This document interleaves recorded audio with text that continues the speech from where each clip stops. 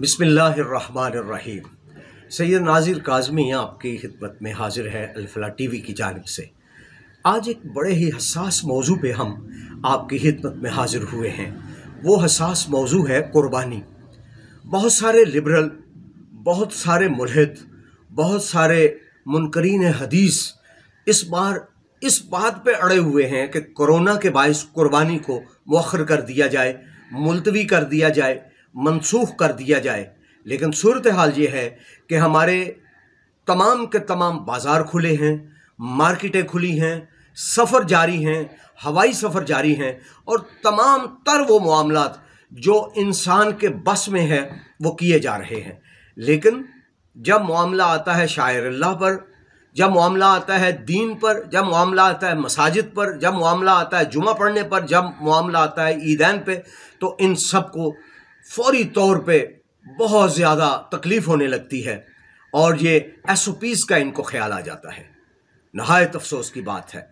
इसी मौजू पे अहले इल्म से हमने इस सिलसिले में जब सवाल किया तो उन्होंने क्या जवाब दिया है। हमारे मुल्क की मारूफ शख्सियत जमात इस्लामी के अमीर जनाब हाफिज़ मोहम्मद इदरीस ने इस सिलसिले में तकलीफ़ दे मामलात किस तरह से बयान किए और किस तरह से मुनकरीन हदीस को रद्द किया है। आइए हम आपको खुद उन्हीं की ज़बानी सुनवाते हैं।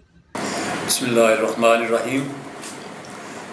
कुर्बानी इस्लाम के अंदर एक वो शिआर है जो हज़रत आदम अलैहिस्सलाम के वक्त से लेकर हुज़ूर सल्लल्लाहु अलैहि वसल्लम के दौर तक और आप सल्लल्लाहु अलैहि वसल्लम की उम्मत में क़यामत के दिन तक यह अमल जारी रहेगा।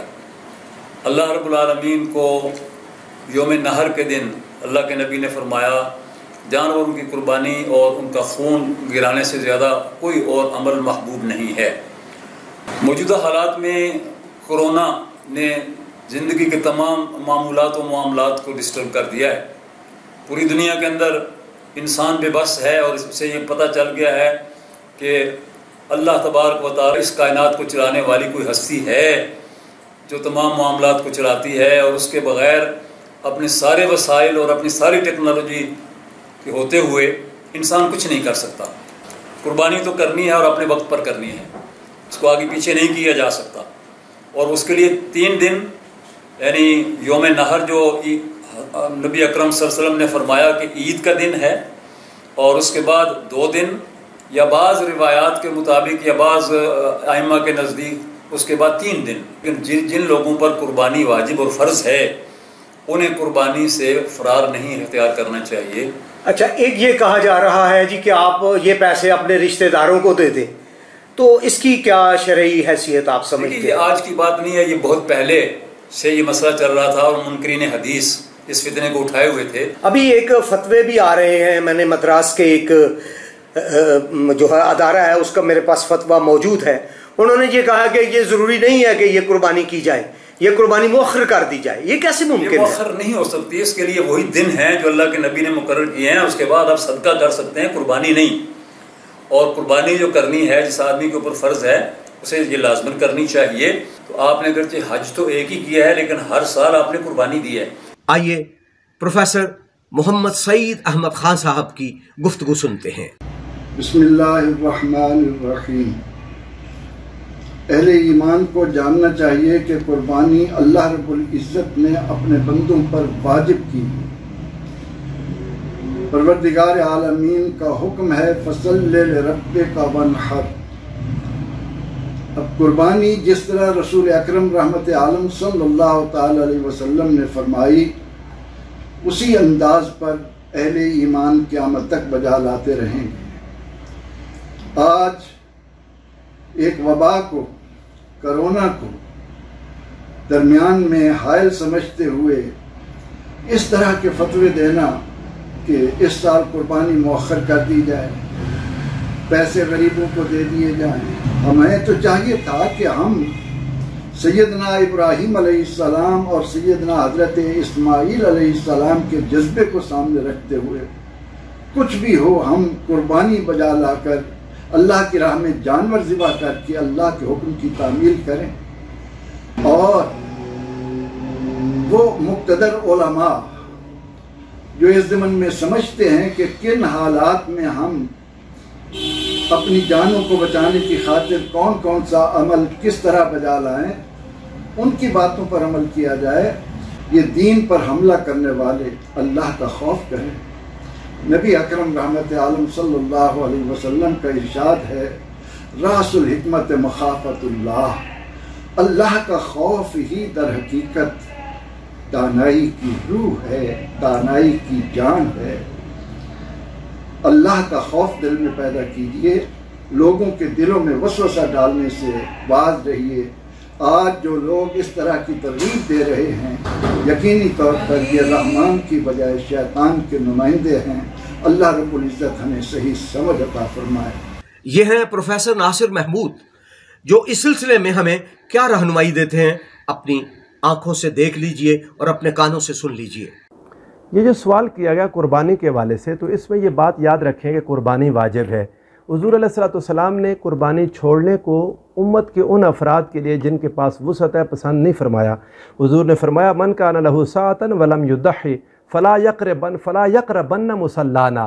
حضور نے فرمایا جس کے پاس وسعت ہے اور وہ قربانی نہ کرے، وہ ہماری عیدگاہ کے قریب نہ آئے۔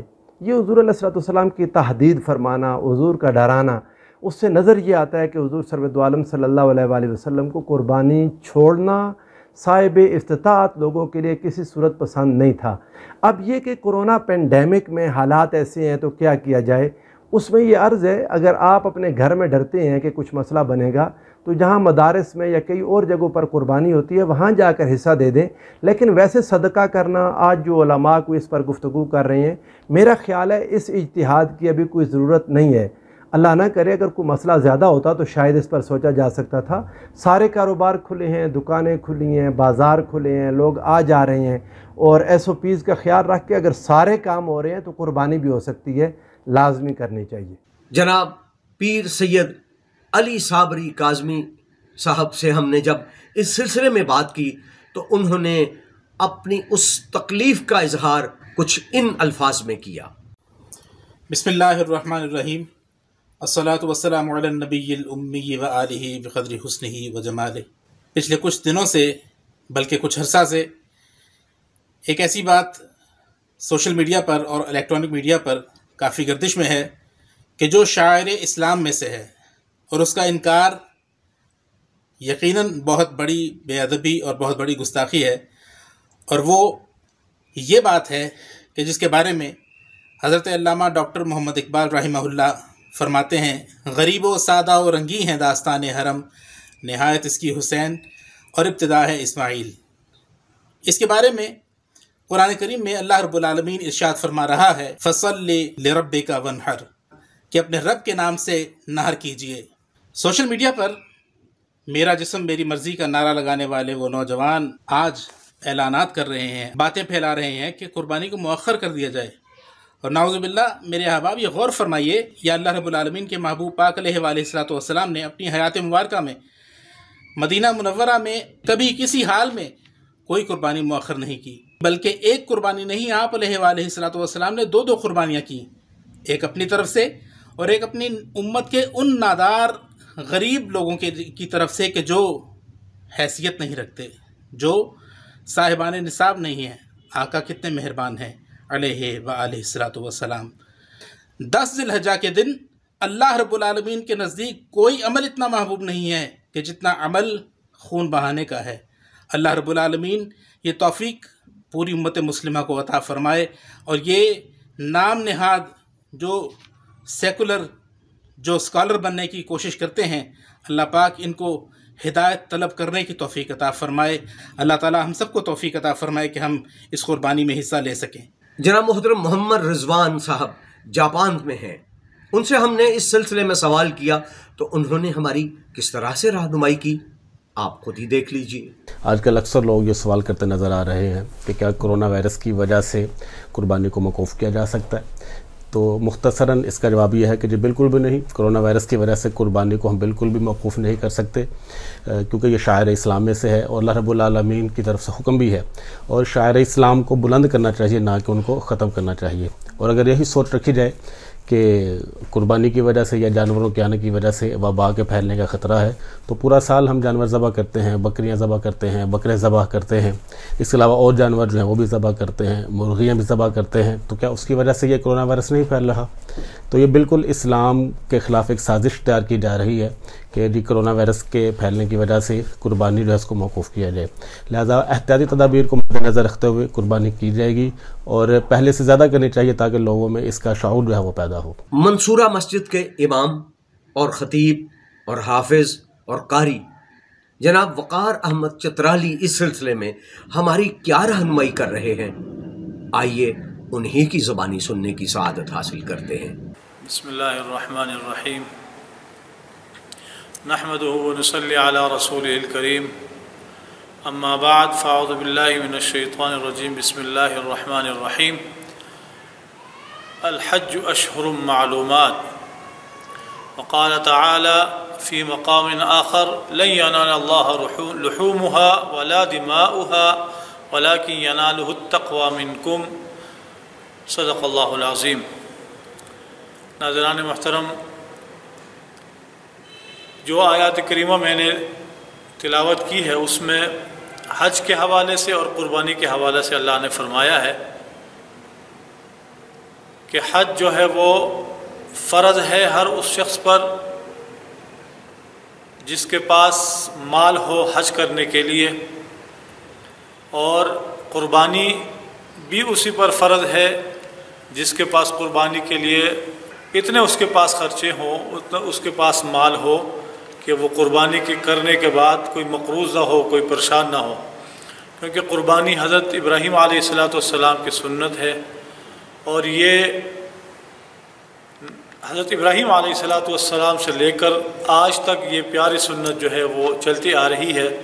اب بھی الحمدللہ ان حالات میں، کیونکہ پوری دنیا میں کرونا کی وبا ہے، ایک مشکل ہے، ایک پریشانی ہے، اس میں بھی الحمدللہ اجتماعی قربانی ہوگی اور اس کا اہتمام ہے، SOPs کا خیال رکھا جائے گا۔ اچھا، بعض اوقات یہ لوگ ایک نئی شرارت کر رہے ہیں، یہ پیسے قربانی میں کیوں خرچ کریں، یہ غرباء پہ کر دیں، شادیاں کر دیں، یہ یعنی رفاع عامہ کا کام کریں، ان کے لیے کیا پیغام ہے؟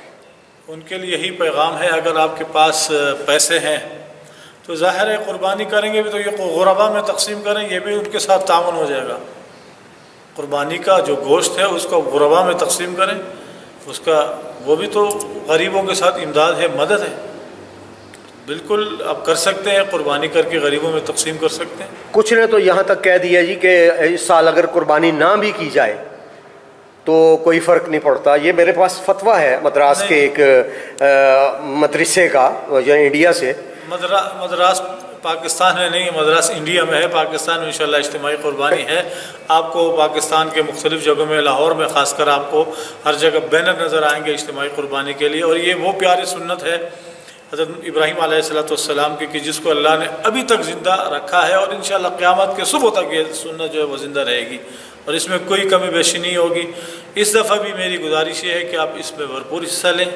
یہ مختلف لوگوں کے جو کلپس میں نے آپ کی خدمت میں پیش کیے، یہ اس سلسلے کی ایک معمولی سی کوشش ہے، اور تمام اہل اسلام سے میری گزارش ہے کہ وہ سب لوگ جو صاحب نصاب ہیں وہ قربانی ضرور کریں۔ اللہ کے فضل و کرم سے ہم جب اس کی راہ میں قربانی کریں گے، اس کی خوشنودی حاصل کریں گے، تو انشاءاللہ العزیز اللہ اپنے بندوں پر بہت مہربانی کرے گا۔ میری دعا ہے کہ اللہ تعالیٰ اس وقت جو وبا اور جو مشکل دنیا میں عالم انسانیت پر آئی ہے، اللہ اس کو جلد اور جلد دور فرمائے، اور ہمیں توبۃ نصوحہ کرنے کی اور اللہ کی طرف رجوع اور پلٹنے کی توفیق عطا فرمائے۔ سید ناظر کاظمی کو اجازت دیجیے۔ والسلام علیکم ورحمۃ اللہ وبرکاتہ۔